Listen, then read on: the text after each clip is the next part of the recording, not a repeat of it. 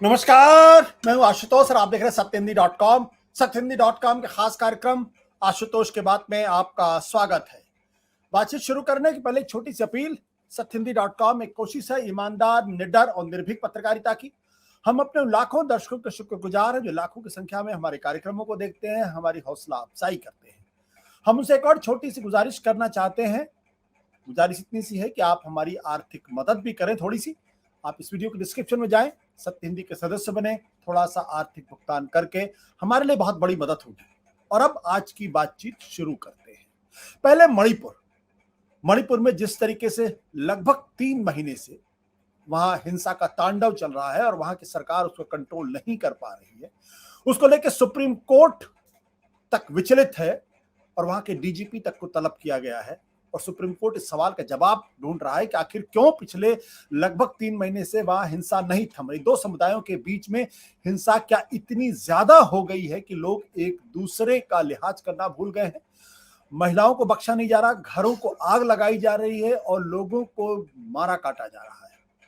अब इस पर बहस खत्म भी नहीं हो पाई थी कि हरियाणा के अंदर भी हिंसा का माहौल देखने को मिला है।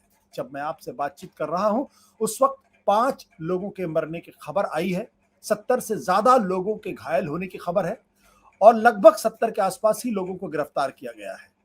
इस पूरे मसले में जो चीज महत्वपूर्ण है वो ये कि तकरीबन एक खबर के हिसाब से तकरीबन 2000 लोगों को एक धार्मिक स्थल में शरण लेनी पड़ी। इतना जबरदस्त तरीके से पथराव हुआ और वहां पर गोलियां चली।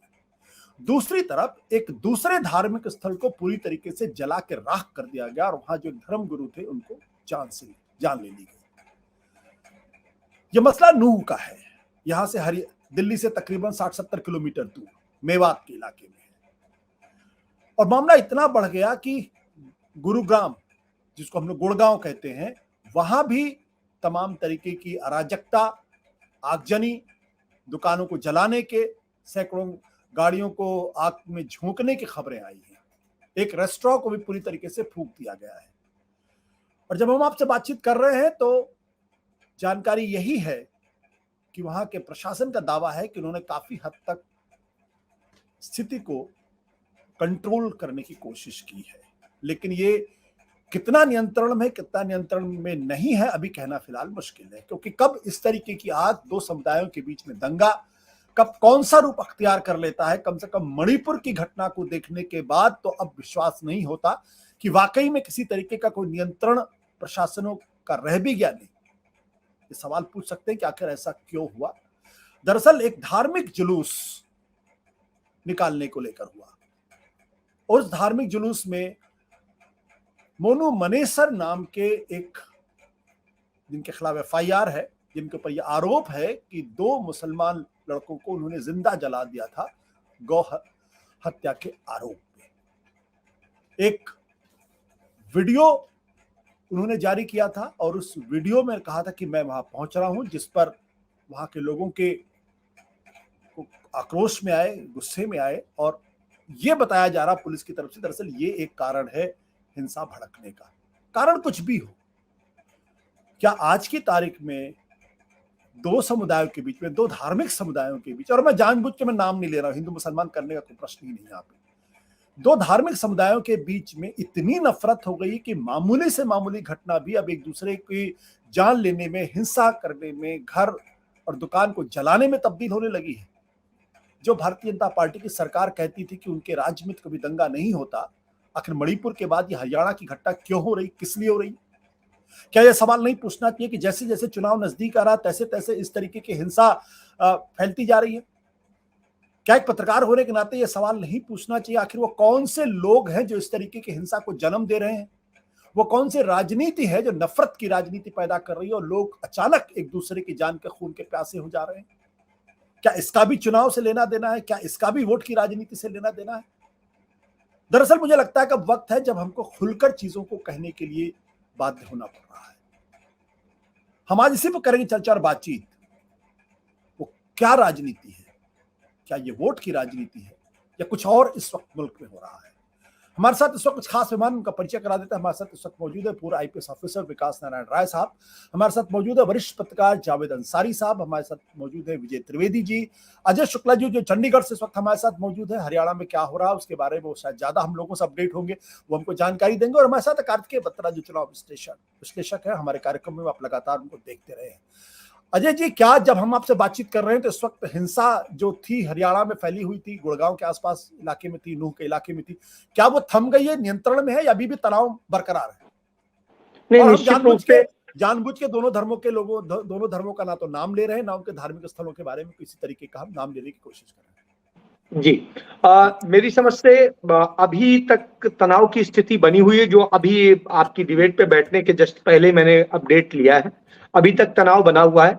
अभी भी मरने वालों की संख्या लगातार बढ़ रही, 5 हो चुकी है। उसके बाद में एक और अभी जानकारी आ रही कि शायद 6 लोग हो गए हैं मरने वाले। तो इस तरह की सूचनाएं हैं। इसके अलावा घायल लोगों की संख्या करीब 500 के आसपास पहुंच रही है, जो अभी अपडेट है। और इसके साथ साथ करीब 150 व्हीकल्स जले हैं, इसकी इंफॉर्मेशन है। इसके अलावा भी और बहुत सारी चीजें हैं। इंटरनेट वगैरह चूंकि बंद हो गए तो बहुत सारी चीजें अभी नहीं हो पा रही हैं। एसपी से मैंने बात करने की कोशिश की थी, बात नहीं हो पा रही, क्योंकि वहां के जो एसपी हैं वो छुट्टी पे हैं। दूसरे एसपी को इसका चार्ज दिया गया है फिलहाल। और तमाम सारे विवाद हैं, तमाम सारी चीजें हैं। चूंकि किसी समुदाय का नाम नहीं लेना है, लेकिन इसमें पूरी घटना को यदि आप देखें तो ये घटना निश्चित रूप से, यदि सीएम इसको कह रहे हैं कि साजिश है, तो मैं भी कहता हूं साजिश।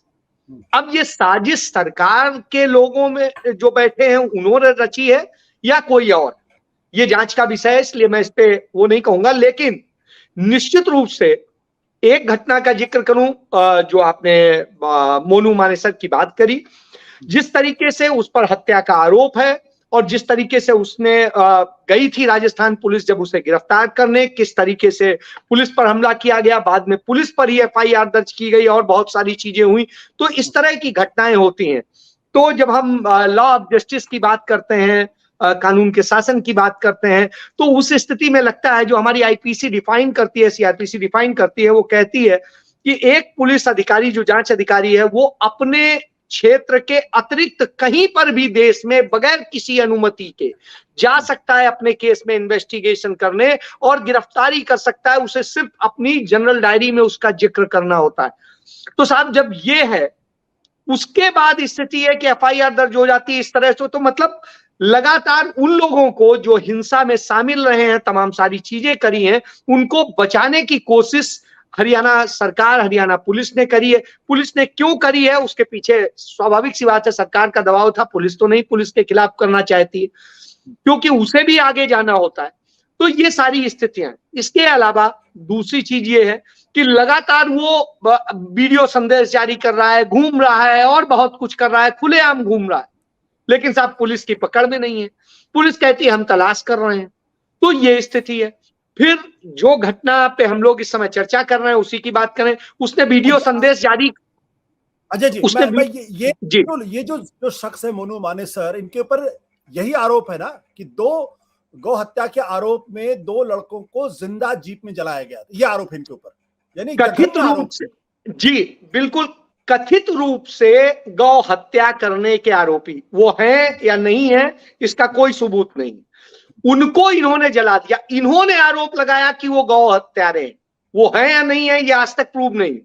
तो सबसे बड़ी चीज ये है कि जैसे इन पर आरोप है कि इन्होंने जलाकर मार डाला, इसी तरीके से उन पर आरोप है। इनका तो फिर भी कुछ वीडियो फुटेज और चीजें आई हैं सामने कि जिसमें कहा जा रहा है कि उनके जैसा दिखता हुआ शख्स लग रहा है, लेकिन उन्होंने गौ हत्या करी थी या नहीं करी थी इसका कोई सबूत नहीं है।